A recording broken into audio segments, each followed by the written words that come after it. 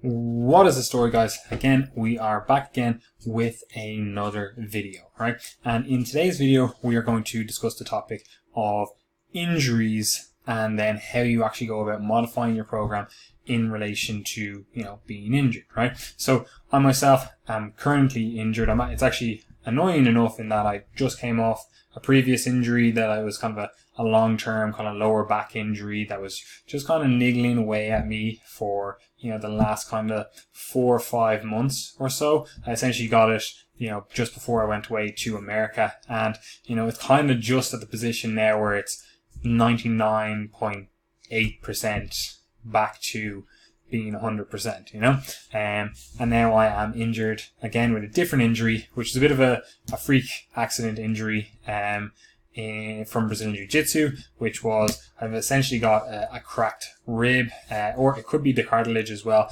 Either way, I'm not going to go to the doctor about it because they effectively don't do anything for this type of injury. Like I've boxed my whole life. I know lots of guys who have had rib injuries, and effectively all they do is tell you like, okay, yeah, you've got a rib injury. Just modify your exercise and your activity for the next 4 to 8 weeks and allow it to heal. And then they say, let pain be your indicator in terms of how things are going, So I know a lot of guys return to exercise too soon with rib injuries, and that may most definitely happen to me because that's just the type of person that I am. So, maybe don't listen to me fully on this. However, what I am going to go through in this video is how you can modify your training program to allow you to work around injuries. And I think seeing it in kind of real time in terms of how I'm dealing with this will allow you to actually make effective exercise changes, program changes, so that you can, stay on track with your overall goals. Because effectively what you have to take into account when you are injured, you have short-term goals, yeah, for sure. But you also have long-term goals. Those short-term goals are essentially just building blocks towards that long-term goal. So if you go back to that video where I talked about goal setting, you can look at my long-term goals and what I want to achieve overall. And again, you can look at my short-term goals that, that's what I'm doing to go about training towards those longer term goals, right? So effectively all that's happened now that I'm injured is there's a little bit of reshuffling around of my short term goals, and they still pay respect to my long term goals, right? So the first thing is I'm going to get rid of movements that are aggravating to the injury. Now, unfortunately, that means right now that I'm going to have to take a few weeks off potentially from Brazilian Jiu-Jitsu because there's just too much variability in the movements that I'm doing there that, could potentially cause further injury, especially when, you're doing like a lot of kind of knee on belly, a lot of sweeps, different things. There's just too much dynamism to the movements to effectively allow me to, control the environment that I'm in. Okay, so I'm effectively going to play this by ear. I don't want to go back too early and then re-injure myself because again, like I know a lot of guys, that's effectively what they do. They feel great after, 2-3 weeks and then they go back and then effectively they drag their injury out for months, potentially even years, and I don't want that, right? So I'm going to have to be smart with that, which, is not really, like I enjoy Brazilian Jiu-Jitsu. So it's something that, you have to like temper your desire to train and then your actual, ability to train, which is something we talk about a lot. But again, you're going to have to see me actually practice what I preach. But anyway, so for me, where the injury is, it's kind of, the upper ab to my left side. So it's not actually the worst position to get a cracked rib or cartilage injury because effectively I'm only not able to laterally flex and then brace. And that's the only position that I get into that it gives me pain. Or when I get to, we'll say above 98% of a full breath, then I feel it there. But it's not that bad. So I don't think it's a very bad injury. Like I do know people who have had this or a similar injury and they've effectively been in agonizing pain, not able to lie down, not able to sleep, not able to, walk even for 2 to 6 to maybe even 8 weeks, So I don't think it's a very bad injury. I think it'll heal pretty quick. I generally am a fast healer, so we'll see how it goes. We'll play it by ear. But that's not what you're here for. What you're here for is to understand how you can actually modify your training program so that you can stay on track with your short and long-term goals. So as I said, Brazilian Jiu-Jitsu is out for now. However, what I can do is still control some of my energy expenditure, and we'll call it my cardiovascular fitness, so that when I do go back, I haven't lost a beat with that, you know?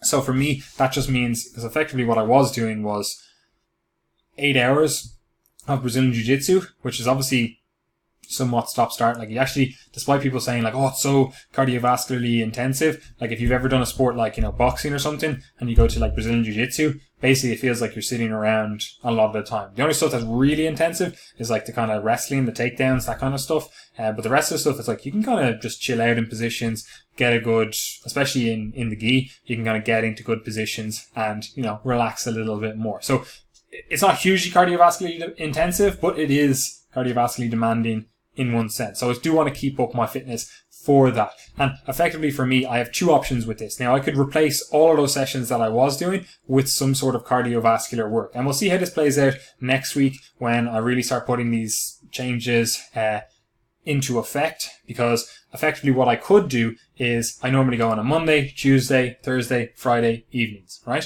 And I could just basically slot in a cardio session there. We'll say a 30 to 40 minute aerobic training session, you know, and I'm normally doing 2-hour training sessions, but because I'd be doing like a continuous 30 to 60 minutes even, continuous aerobic session, I would probably be burning more calories during that session. And again, I'd be improving my fitness so that when I did come back to jits, that I would still be fit, if not have improved fitness, you know? And again, that would be very easy to implement, especially because the injury is not too sore for me, and I could, again, just sit on a bike and cycle. You know, it wouldn't be too demanding on my upper body musculature or my stabilizer muscles or anything like that, you know? So that would be a very good option. Or again, what I'm thinking of doing is a bit of a combination of, like right now, again, very sedentary lifestyle, despite training twice a day, you know, so I would probably only get 7,000, like we'll say 6,000 to 8,000 steps per day is what I aim for. Like what I might do as well is just kind of bump that up to, you know, 15,000 steps per day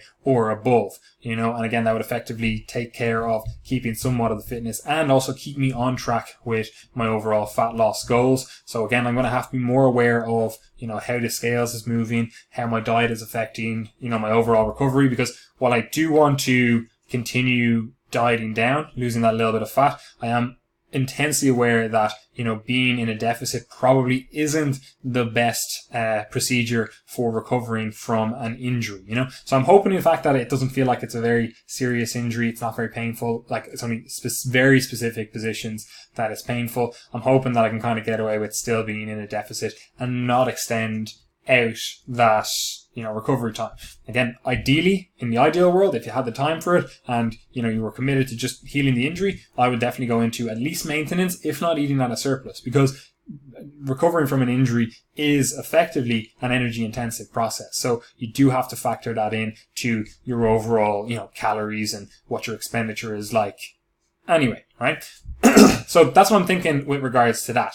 However, what you guys are probably more interested in is how I'm going to modify my training program, you know, in the gym stuff, because this can apply to you whether you are injured from, you know, doing stuff in the gym. It can apply to you whether you're injured from, you know, doing different sports. You know, obviously you have to take into account the type of injury, how bad the injury is, where the injury is, and your overall training experience and injury history and all of that kind of stuff, you know. However, today I just want to go through some very easily implemented, you know, kind of concepts so that you can start understanding like, okay, so that's how I would maybe go about modifying my training program so that I can stay on track with my overall goals, right? So I'm just going to bring this up here now. So effectively, the way I have my program, haven't gone through it with you yet, but I will be going through it in another video. But effectively what I'm doing currently is a variation of the 4-day split that we have, or the templates that we have in the shop. You know, the link is in the description if you want to check them out. We have 3, 4, 5, and again, soon to have 6-day training splits in there as well. So the variation that I'm doing is I think it's program 1 in the 4-day ebook. And again, it's very low variability, variation in exercise. So these 2 training days, this day 1 and day 2, effectively I repeat those twice per week. that for me while I'm dieting is a very effective approach. But I'll come back to that in another video and discuss how I'm setting up the training program, why I'm setting it up, all those different variables. But if you want to read more right now, you can go into the shop, you can download, you have to buy it first. You can buy and then download the 4-day training ebook. And again, you get 100 odd pages of, training theory, etc., and training programs all laid out for you. So again, you can get into that if you want to. But I'm going to show you how I'm modifying it now. So this is effectively the program I run. I have been running, instead of this good morning slot, I have been doing an RDL for the last while. But I only just recently, at the start of this block, this 4-week block, which I generally don't recommend doing, just as an aside, I switched it out for good mornings because I find that I do actually get a little bit more stimulation where I want it from the good morning. And I was only doing the RDL because, my low back was at me and it seemed to not affect it as much, whereas I do actually prefer the good morning as an exercise. But anyway, that's an aside. I will come back to that another day.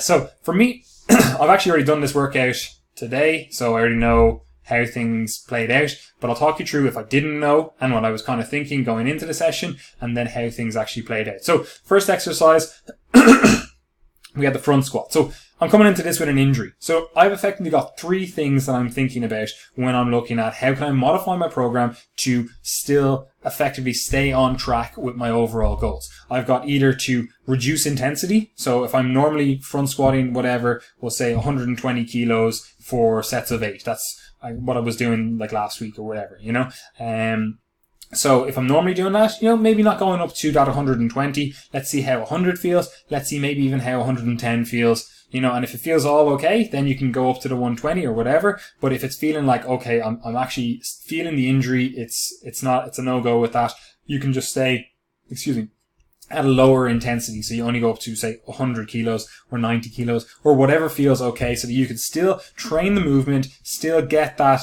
effective training stimulus for that movement, keep the movement pattern, ingrained, and, slowly ease yourself back into loading as the injury heals over time. That can be one effective method. The next thing then, you could essentially reduce volume. So you'll see here, I have 2 to 4 sets of 6 to 8 reps. I could effectively go, okay, the intensity wise, it's actually fine. The 120, it doesn't feel bad at all for front squats, I feel like I can push forward with that. However, I do notice I'm fatiguing, and, the increased likelihood of injury then does go up. So maybe I'm only going to do 2 sets, and maybe I'm going to stick to 6 reps. I'm going to keep a few more reps in reserve, which would also be kind of on that intensity modification scale there as well, So I can, again, modulate the amount of volume I'm doing. However, the first thing I generally recommend before you even think about volume and intensity is, changing the exercise selection, because that's, more likely going to be something that you have to think of if you are injured. Now, with my injury, a rib injury, your torso is involved in, pretty much everything. So, you have to play things a lot more by ear. But if you have a knee injury, it's going to be very easy to then go, okay, so I'm going to have to modify my exercise selection so that I don't get into really deep knee flexion or something. You're going to have to modify that. You already know that going into the session, and maybe that means you do some sort of, split squat variation where you're like, okay, I can actually just control the amount of knee bend I get, and I can get no forward knee travel, and that's perfect. I can get still get some stimulus through the quads, but I'm not, getting into a position where my aggravated knee is sore, So exercise selection, changing that is probably the first thing I would think of if you do have an acute injury. If you have a chronic injury, again, things turn a little squirrely and you have to kind of think about things on a more long-term basis. But again, we're kind of dealing with an acute injury here now. So, I'm presuming you're going into the session, you kind of already know, you've moved around, you're kind of like, okay, well, these movements feel bad, these movements feel okay, and you can think of movements in the gym that, wouldn't be, or would be even effective for working around that given injury. And that could mean that, you're cutting out the entire volume overall. I didn't say that, but that again goes with the volume reduction or increase or whatever, where effectively you could just go, okay, my quads, I've got a patella tendon injury, and no, front squats are out, quad extensions are out. It's a no-go for those. But good mornings or RDLs, they feel fucking grand. There's no issue with those. Hamstring curls, no issue with those. They feel grand. Calf raises, again, no issues with those. So they feel grand. So you could effectively, move forward with those exercises and have no issues, So again, you can, drop out exercises if needs be, So for me, I was going into the session and I'm thinking front squats, like that rack position, getting those elbows up. It doesn't feel bad when I do it just unweighted, but, maybe with the rib and then the load, maybe there's a little bit of tipping forward that occurs, maybe it could affect me then, So I went into that session thinking, okay, I'm going to do a set with just the bar, see how it feels, maybe load on, 20 kilo each side, and then see how that feels, And if it was starting to get at me, all I would do then is change this exercise to either a hack squat, or, because the hack squat in there, it keeps you very upright, it's kind of a pneumatic one, so I can stay in a very upright position and I can control the depth I get to, and I don't have to really, really brace the core a huge amount. Like obviously I do have to brace it, and you do have to brace it to, extend your legs out there. But I could probably, move around with that and not have a huge issue. So I was thinking maybe the hack squat, maybe even try out the leg press, although I'm kind of in a flexed over position with the leg press, and you do really expand the stomach, expand the lungs and whatever on the leg press. So I was thinking maybe that's not going to be a viable option, but I was willing to go in and go try it, see how it felt, and adjusted my program based on how that felt, So that's what I was thinking. Again, I didn't need to, so that stayed as the front squat, Then the next one, the good morning, I was thinking that this was going to affect me, but again, it didn't affect me. But I could have changed it out to something that, wasn't as demanding of the torso. Maybe I could have gone to RDLs. Again, for me, the way my body positions are or whatever, I maybe could have got away with that. Again, maybe dumbbell RDLs, maybe even a single leg one, although I think that lateral flexion, even the stability aspect probably would have got it. But I had a few options where I was like, I'm going to have to play around with this, see how things work out. But for me, again, the good morning, it just didn't affect the injury. I didn't even feel it. I wasn't even thinking about it when I was doing it. So it wasn't really playing at me. Quad extensions, they actually touched on the injury just a little bit because you kind of have to be over in that flexed position. But as soon as I just kind of eased off the torso and let it kind of lean back a little bit, it was perfectly fine, didn't cause an issue there. The hamstring curls, as I was lying across the lying hamstring curl, I did feel a little bit of pressure on the rib from the actual, seat itself. But it wasn't a huge issue. It was basically just a little bit of light pressure making me aware of the injury. And then the donkey calf raise machine that they have in the gym obviously didn't affect it at all either. So effectively, this workout just didn't change. I was going in with the expectation of,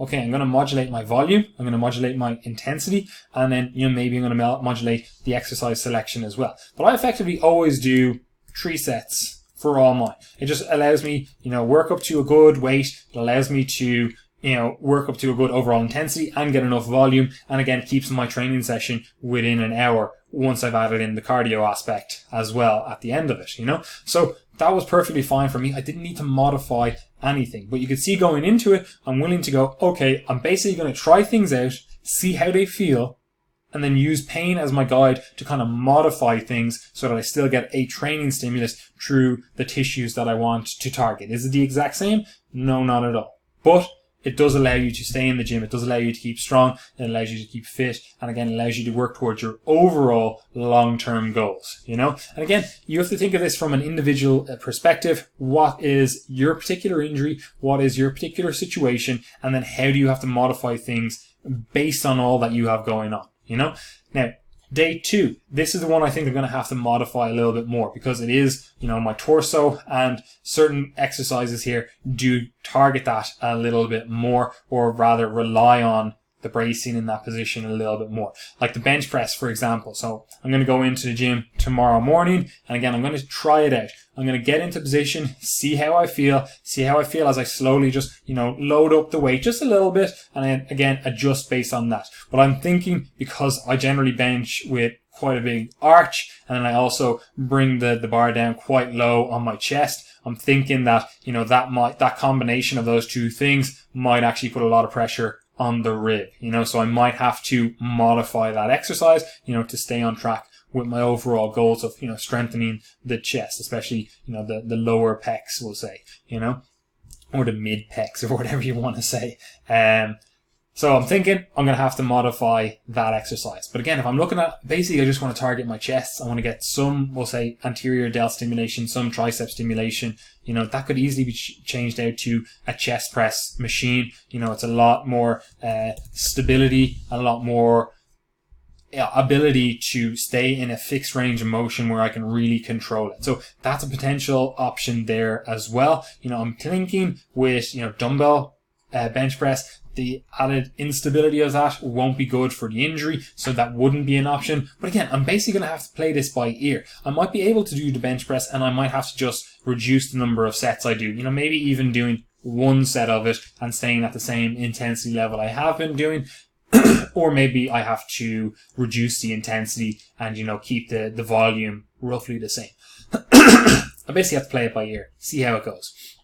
The next thing then as well, the bent over row. I'm not sure how this is going to go, and I basically again have to play it by ear. This one is a little bit harder to modify because, the other options you have either involve some sort of flexion at the spine. Like say we do a single arm dumbbell row.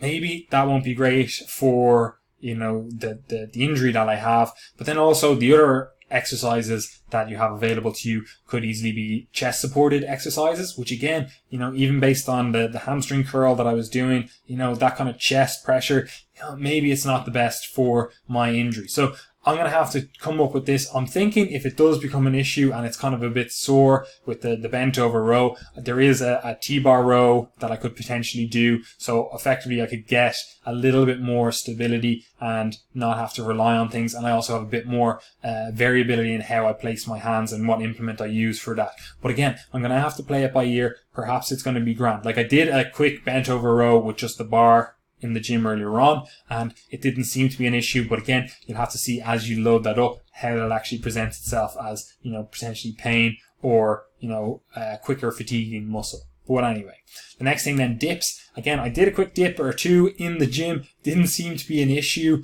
but I am aware that I wasn't loaded. Like normally I'm putting on whatever, 20 to 40 kilos, depending on the rep range. So again, I have to see how that plays out and, what I'll have to modify based on that. And again, my goal right now is kind of build up, my chest strength, my pressing strength. Dips for me, they really get a good stimulus on, the chest itself, but also the anterior delts. So for this one, it's going to be a hard one to get an exercise that gets the same things that are being effectively targeted with the dips. So again, I'm going to have to play this by ear. There are a few different chest press variations in the gym I'm in. So, maybe I'll be switching between one or two or three even, chest press variations, so that I can still get a good stimulus for me. The next thing then, chin-ups. They didn't seem to be a problem in the gym today, but again, I wasn't under load. So, potentially for me with the arms overhead and then really pulling in, because it does really target, that abdominal flexion or that torso flexion when you're in that kind of really chinned up position. I'm thinking that might be an issue, but again, I have to play it by ear. But this one's a little bit easier to modify because I can just go to something like a lat pull down if I need to, because again, I can really get my knees under and effectively just stay in a range that it doesn't affect the injury for me, So I don't even care if it does mean that I have to use like kind of half reps. If it allows me to get a stimulus through the muscles that I want to train and I can keep it at a safe position, then I'm pretty happy to go with that.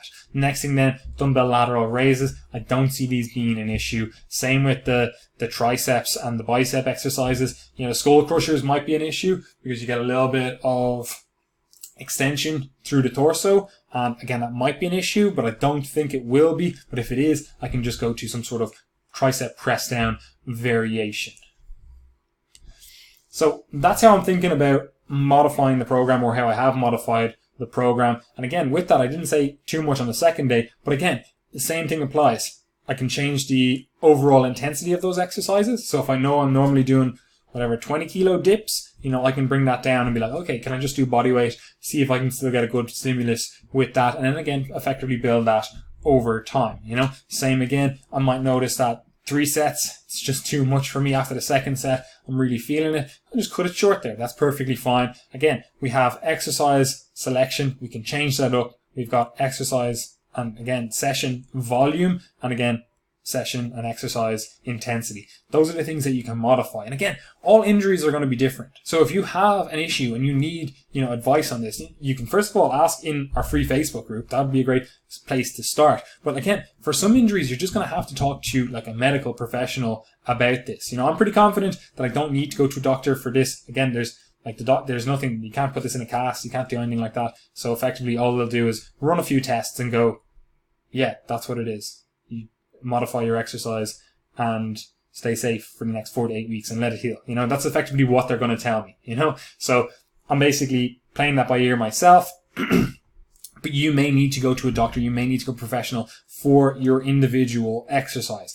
And again, you may need to modify it based on that then as well, So again, injuries are a hard one to deal with because they are so specific and you need specific advice for that as well. So I don't want you to take this video and go, oh, well, this is how you exactly treat injuries. No, that's not what this video is about. This video is about going, this is how you can start thinking of potentially getting back into the gym. That could be 4 weeks, 6 weeks, 8 weeks, 2 years after an injury, but it is something that, you potentially do want to get into, again, to support your short and long-term goals, Anyway, guys, I hope you enjoyed that video. If you did like the video, subscribe to the channel, do all that fun stuff. And again, join the free Facebook group. You can ask questions in there. We've started doing more questions on the podcast, like answering individuals' questions. We answer them all the time in the group. I answer them all the time in the email as well. So I prefer it if you ask it in the group because it does help more people then. But yeah, join the group. The links, everything is below. Nothing else to say. Subscribe, like, comment, do all of that stuff.